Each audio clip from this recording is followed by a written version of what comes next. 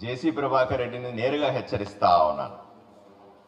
ఒళ్ళు దగ్గర పెట్టుకోవాలి, నోరు అదుపులో పెట్టుకోవాలి.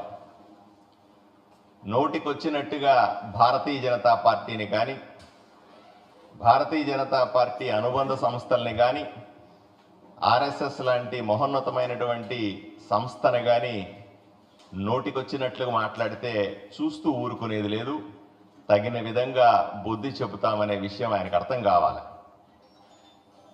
ఎక్కడో ఒక మూల కూర్చొని ఆడింది ఆట పాడింది పాట అని ఆడెవరు సమాధానం చెప్పేవాళ్ళు లేరు కాబట్టి, ఏ చెట్టు లేనప్పుడు ఆనందం చెట్టే మహావృక్షం అన్నట్టుగా అక్కడ 2 కెమెరాలు పెట్టుకుని నోటికొచ్చినట్టు వాగుతుంటే చూస్తూ ఊరుకోవడానికి భారతీయ జనతా పార్టీ కార్యకర్తలు సిద్ధంగా లేరు.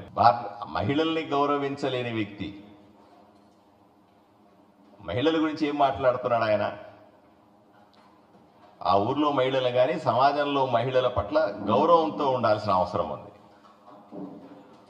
పార్టీ కార్యకర్తల పట్ల, పార్టీల పట్ల బాధ్యతతో వ్యవహరించాల్సిన అవసరం ఉంది.